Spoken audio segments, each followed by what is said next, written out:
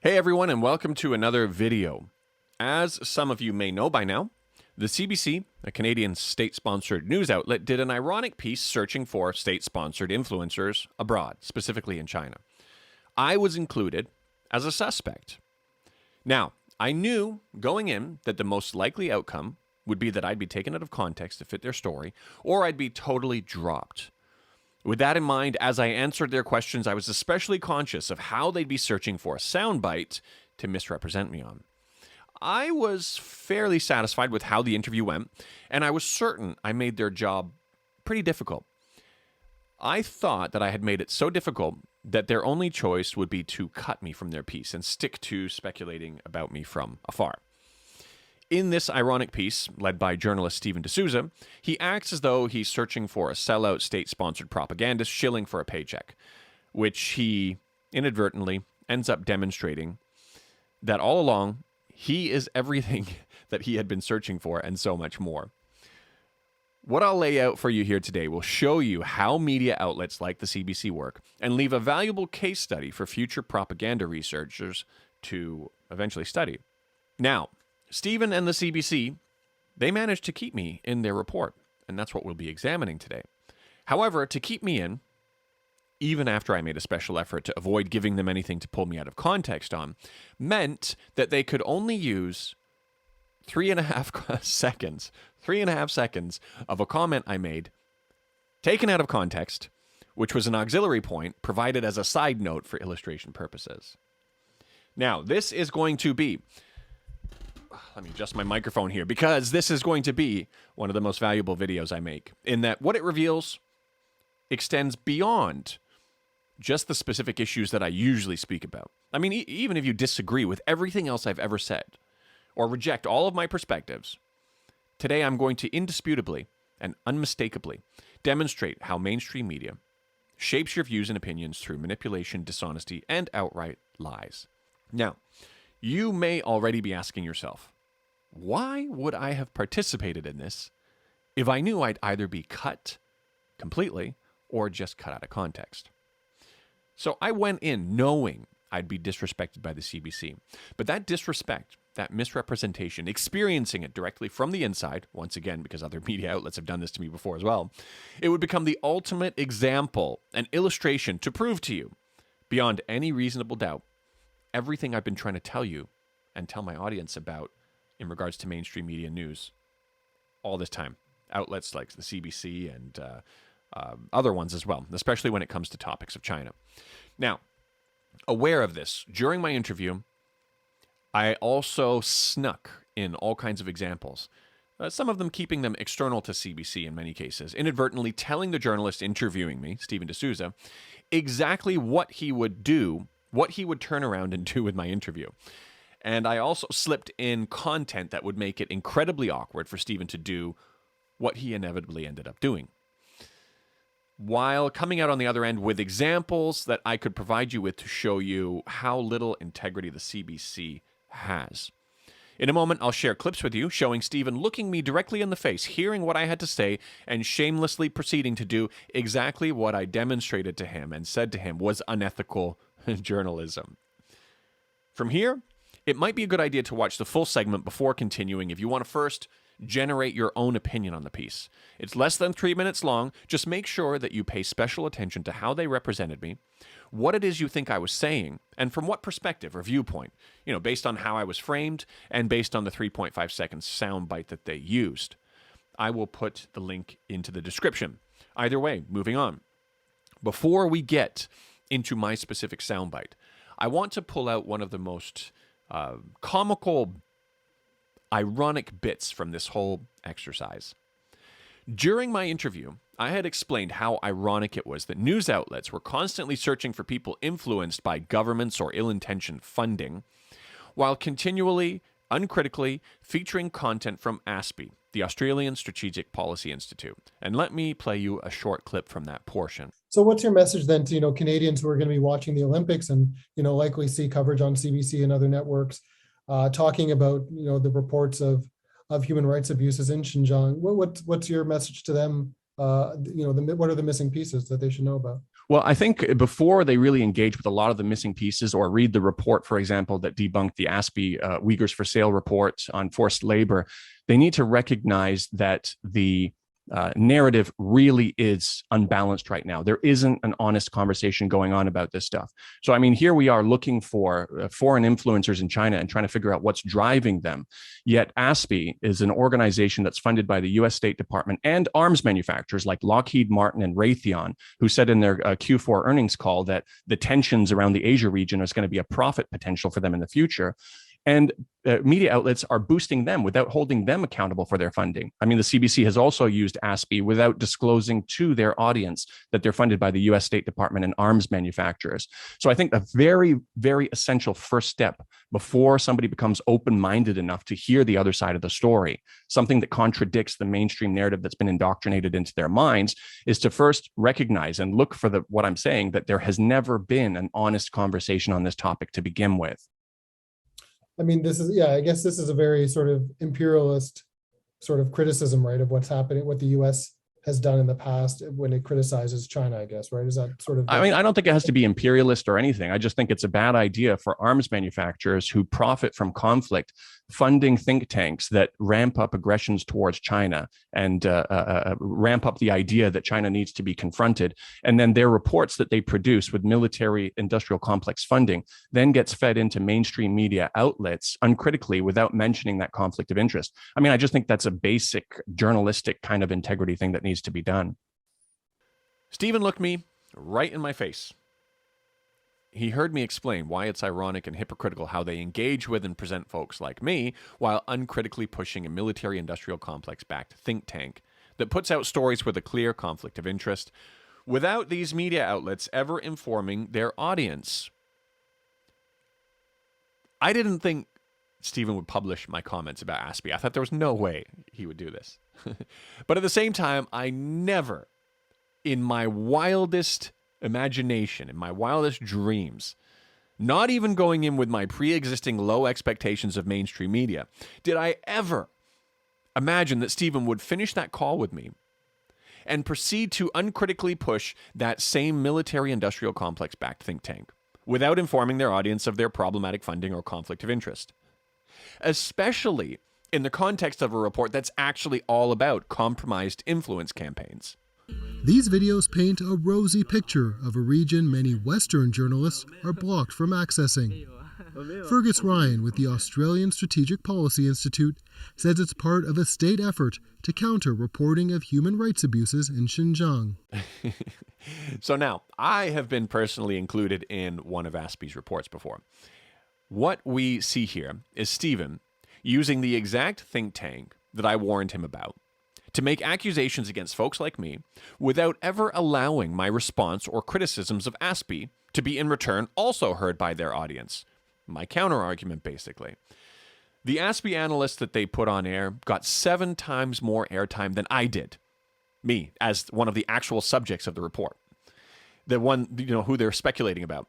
And the audience never got to learn the truth about this organization making those accusations. Nor did they get to hear the accused's response to those accusations that had been provided to CBC. I mean, how much more blatant can it get?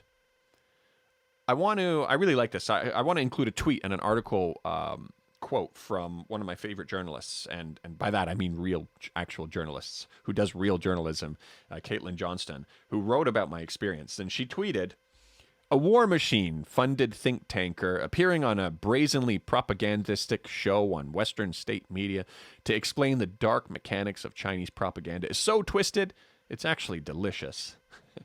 Caitlin includes a screenshot from her article that reads, "This is made even more ironic by the fact that the CBC segment is dominated by the analysis of a think tanker from the anti-China narrative management firm Australian Strategic Policy Institute, which D'Souza never bothers to inform CBC's audience is extensively funded by governments and the military-industrial complex. Dumbrell had even posted footage of the interview where he's seen telling D'Souza that citing think tanks funded by governments and the arms industry without telling your audience that that's what you're doing is journalistic malpractice, which is plainly true. And they went and did exactly that anyway." Now, let's move on to perhaps their biggest offense from here. Their desperate attempt to find something they could pull out of context from a near half-hour interview with me, ending up with only 3.5 seconds of usable footage to twist into their narrative. If you've already seen the CBC final piece, you know that they wrapped me up into a conversation about state-sponsored influencers without ever distinguishing me from the rest of this group classification, and without ever publishing my response to these allegations. Is it because I refused to answer? Maybe they forgot to ask me. Neither. Let's take a look. I'll share a clip. There's 2 different parts stuck together, so you can see I mentioned it multiple times, where I specifically address this. There's a report in the US showing that China is paying a company to, hire influencers to do this, which is within the rights of countries to promote their image. But, there is criticism saying that, this is being done to, I guess, I don't know what the right word is, maybe paper over, but like smooth out some of the criticisms and provide propaganda in a sense. And what do you say to that? I mean, because some might say that even you yourself are participating in that.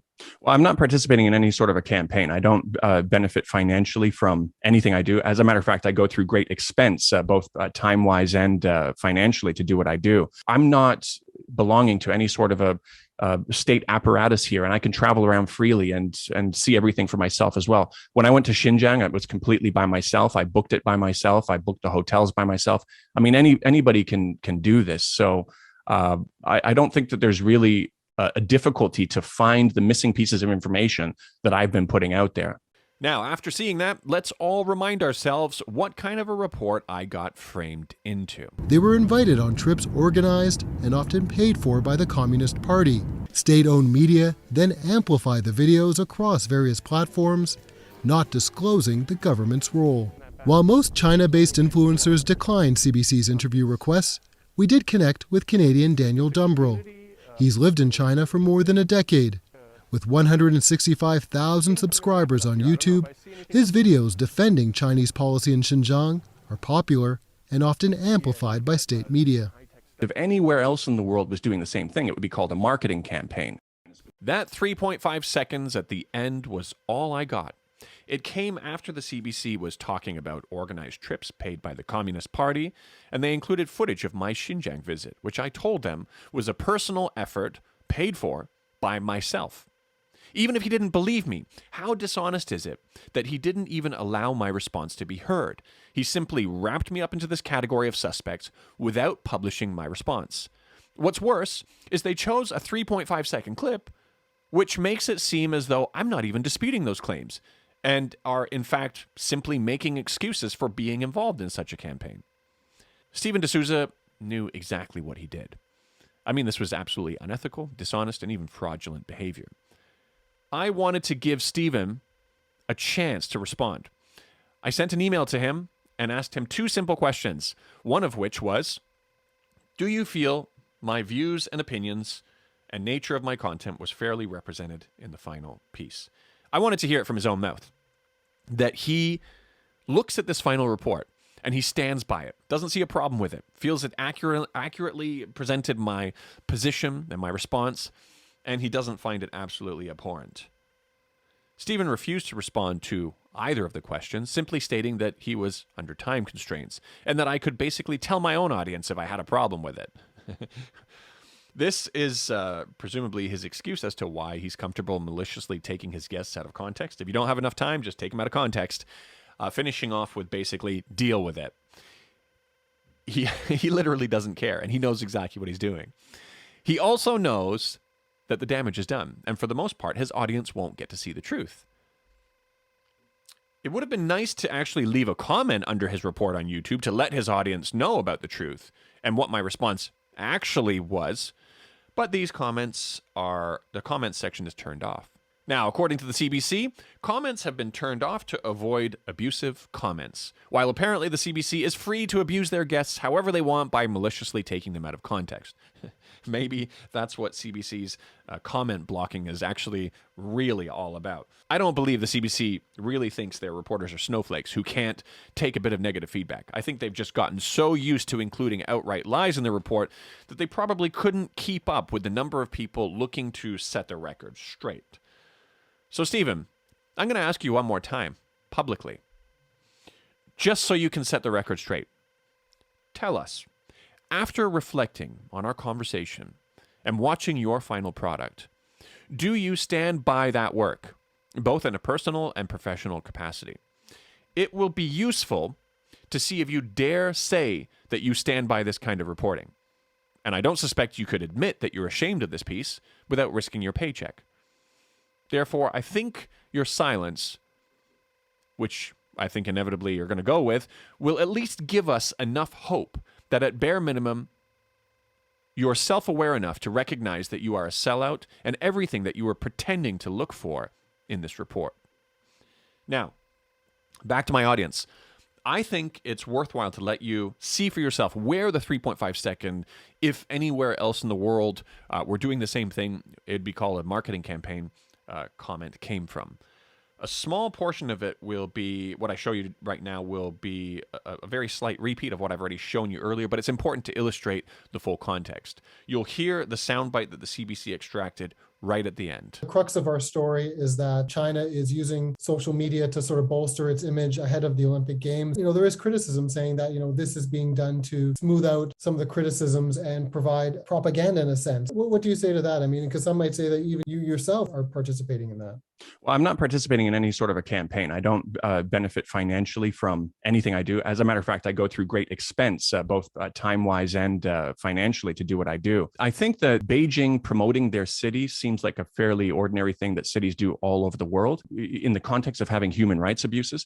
I don't think, I wouldn't at least expect somebody who's being paid by the Tourism Board of San Diego to ask them, say, why would you be doing this when the US just drone striked a family of 10 people, including 7 children that were running to their father. And the guy who warned us that most of these drone strike programs kill civilians is in jail, Daniel Hale, or talking about Julian Assange. Canada has its own influence program that was revealed a few days ago, which is the Halifax shipbuilding project, which is billions of dollars over budget. So Ottawa is paying influencers and giving them specific talking points as well. It's the same thing. I wouldn't ask those people that are participating in that saying, well, how do you feel about doing this when, the graves of Native children are still being uncovered? The Truth and Reconciliation recommendations still haven't been fully implemented, and people are living on reserves without clean drinking water. I think, maybe people should do that, but the fact that this is happening in an unbalanced way and saying, well, why can Beijing promote their city when we think there's human rights abuses going on? I think we need to step back and say, okay, well, is this really the standard? Should we all be doing this going forward? Does that assume then that there are bad things happening in China as well? Well, I think so. So first of all, I think it's important to know I have serious issues with the allegations and the veracity of the allegations being made against China, specifically in the Xinjiang region. But I can just take a step back from that and say, even if you think there are things going on, we're not giving the same equivalence to other countries like the U.S. when they have, whatever it is, police brutality or high incarceration rates or kids in cages on the border. We don't have the conversation in the same way. And actually, even when we start approaching this topic of Beijing running these influence campaigns, they're influence campaigns. If anywhere else in the world was doing the same thing, it would be called a marketing campaign. So as you can see, the 3.5 second portion at the end was far from the core point. It was rather an additional supplementary supporting comment for illustration purposes. But far more problematic than that is when you isolate and play only that 3.5 second portion without the context of me clearly stating that I'm not a part of such a campaign, which I had just said moments earlier, all while you slip me into a report, grouping me with your suspects. Suddenly that clip is what becomes my only defense. As far as the CBC audience is concerned, I never denied the involvement, and I'm simply providing an excuse for my participation. Even if they thought I was lying, it would be wrong to still deliberately cut my defense out. And if you did think I was lying, the portion where I said I have issues with the allegations towards China becomes even more important context. But that would be a bit problematic for you, wouldn't it, Stephen? Selling me as a Chinese state-sponsored influencer who isn't doing this despite the human rights abuses, but who has issues with the veracity of those claims and issues, would suddenly open you up to a need for your audience to know why I take issues with those accusations. And you already know, in that regard, I have plenty of things to say that are incredibly inconvenient to your narrative. From here, I will share with you guys a couple of clips that will make this an extremely awkward situation for Stephen. or show how awkward he should be feeling about it. First off, I'll share with you what I said about the New York Times, which I subtly added in, knowing that I was describing exactly what Stephen was about to do, which would also eventually help me better illustrate how shameless he and the CBC is when they finally end up doing the very thing that I was describing. This is not what I came here to do. It was really the events in Hong Kong that pushed me to say, okay, there's a huge side of the story here that's not getting out. And to really illustrate my earlier point about mainstream media not covering the other side of the story, the New York Times piece, Who's Influencing the Influencers, which is one of the articles your team sent to me, I was supposed to be in that. And when they asked me questions about what I was saying about the national security law in Hong Kong, I tied in specific examples of things that happened in Hong Kong that the New York Times never covered, verifiable, 100% true things, from a regular man standing up to the rioters being lit on fire, to another man being killed with a brick, to women being beat up in the streets. And I said to myself, after I did that reply, I said, you know what? These are facts that the New York Times has never, ever covered. I think that they're either going to take what I said out of context or completely drop me from their story. And they did. They dropped me from the story. And so those facts had a chance to reach their audience, and they said no, and they cut it out for whatever reason. All right, so Stephen took the route of cutting me out of context, and he too protected his audience from all of the things I said, which the CBC has also never meaningfully covered, particularly when it came to the problematic nature of Aspie, who they'd obviously like to continue uncritically using, as we saw in his very final report. Now, finally, I want to address his final comment about what drives so-called state-sponsored influencers, according to him, or potentially, after he wrapped me up into this category without publishing my response. What the documents don't show is if any American influencers are working on behalf of Beijing. But experts say, given the draw of the Olympics and the clicks that come with it, it may be hard for some influencers to pass up. Stephen D'Souza, CBC News, Zhangjiakou, China. What does this even mean? It may be hard to resist the temptation of clicks. I mean, are you inadvertently saying that you think this is all it would take for someone like you? Is that why it seems like this is a reasonable statement? Or do you mean that the clicks lead to monetization? Because if that's where we're going, not only have I long turned off monetization on my channel, on my videos, I don't even have a Patreon, but out of the two of us, only one of us is 100% confirmed as getting a paycheck from a state-sponsored organization. And that's you, Stephen. Is that therefore why it's hard for you to resist, Stephen? Is this what has created this situation you found yourself in here, doing spineless, shameless, and dishonest journalism for the temptation of a salary and benefits? I think you'd be well advised to do a bit of soul searching here, bud. This is probably something worth reflecting on for you and the other journalists practicing this kind of journalism at the other mainstream media outlets as well. Now, what makes this accusation of a temptation for clicks even more insulting is that I expressed in our full interview multiple times what drives me, why I feel so strongly about the topics I've been covering. They were heartfelt expressions on what motivates me and on why anyone with a conscience, or who's driven by doing the right thing, should at least consider some of the things I'm saying here. I'll play just one of those instances now. I guess YouTube is the platform then that they have to. I mean, yeah, a lot of people are doing that, yeah. And I mean, I can't speak to the intentions and what's driving the other people, but I just think this is really, really important to get out there. Like, we've seen what sanctions against countries does. It affects the people on at the bottom of the food chain. And these forced labor allegations have resulted in factories sending Uyghur workers home and refusing to hire any Uyghur workers. That's institutionalized racism. That's a problem. And even in the CBC Marketplace piece, when they were interviewing the factory told them, they said, we don't hire Uyghurs anymore. That should have been a red flag. That should have been a moment when the reporter said, whoa, hold on a second, that doesn't sound right. I mean, unless there's an assumption that the only possible way that a Uyghur is ever working is if they were forced to work. Otherwise, you have to concede that, oh, this rhetoric might be actually taking real job opportunities away from Uyghurs.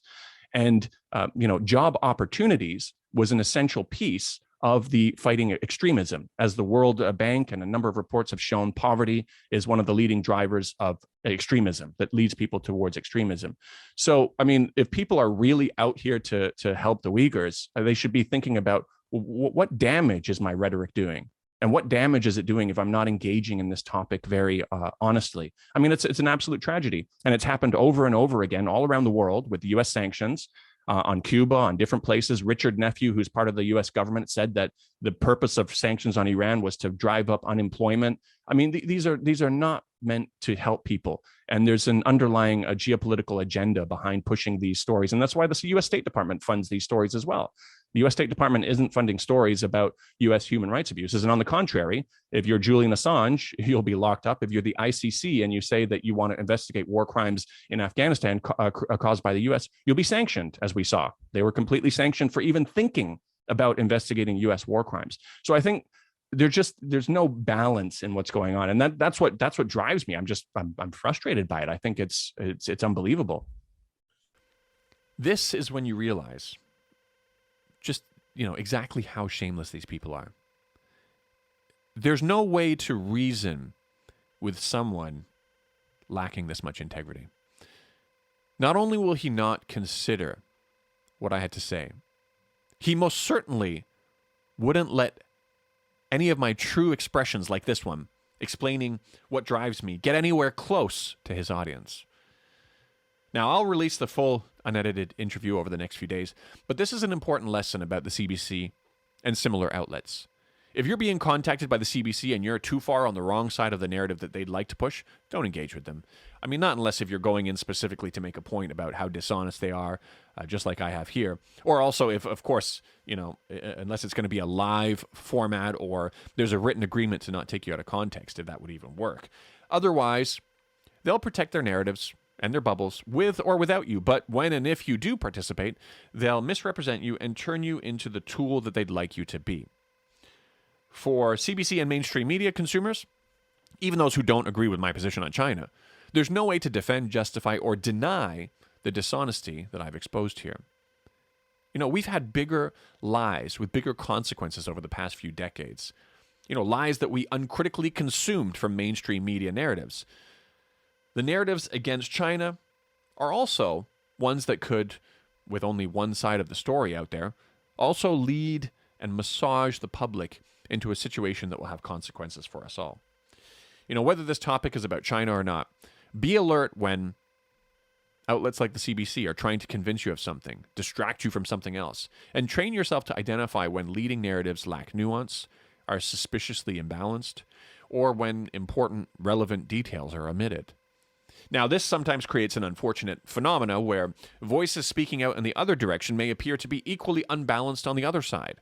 This might come from a goal to specifically focus and specialize in delivering all of those missing pieces. But granted, it may just very well be people disproportionately blinded in the other direction. You don't need to subscribe to either side, but at least hear both sides out in an honest way. While I want to make this video less about emphasizing my perspectives on China and more about mainstream media dishonesty in general, I will leave you with one thought to consider. If the truth is on the side of the anti-China narratives, why would they continually need to rely on such dishonest tactics? Now, let me take a step back. In the interest of balance, after attacking mainstream media throughout this whole video, I'll share with you a rare exception from Al Jazeera. Now, not only do I think Al Jazeera is a major contributor to the unbalanced narrative on China, I was actually featured in an attack piece by them framed similarly to the CBC's piece. However, an Al Jazeera journalist by the name of John Power, not too long ago, boosted ASPI's report on China influencers, the report that included me, and he asked for my response to their accusations and allegations against me, and also to specifically address that I've been retweeted by various Chinese diplomats on Twitter. I gave him a response, and I didn't expect that it would be published. Well, not only did John publish my response in full, he finished the article with my statement without trying to denigrate or marginalize my point. I'll read you my part of his article. If their position is that it's problematic my content has been reshared by government officials, it helps further emphasize my point about ASPI, who not only has their reports reshared and utilized by government, who not only participate in government panels, but who are funded by governments and the military-industrial complex to begin with, which is a significantly more problematic and conflict of interest-ridden issue, Dumbrill said. Recognizing this is a valuable first step to then examine and reconcile why many of their reports are dishonest, biased, and incomplete. Because, of course, their sponsors being beneficiaries of the work that they sponsor is not just coincidental. So, hats off to John Powers, and thank you for not doing what the CBC did to me here. It's a rare event to see happen in a big media outlet like this, and this is what honesty and integrity looks like, even if you disagree with me on my points. No, for the most part, every other journalist like Stephen follows a pretty standard, tedious, cookie-cutter practice of dishonesty. Now, with that, I think I'm going to wrap it up here for now. If you're new to my channel and you think the narrative on China is mostly accurate, I do have a lot of videos that tackle some of the charges and accusations head on. But I first recommend my last video titled Critical Uyghur Genocide Questions. I think that's what it's called. Critical Uyghur Genocide Questions, a CBC interview follow-up, which is a good primer, asking critical questions of the mainstream media narrative, particularly surrounding the Xinjiang narrative, which will hopefully demonstrate why, at bare minimum, you should be asking more questions, especially the questions not currently being asked by the mainstream media. Thanks for joining, and I'll see you guys next time. Peace.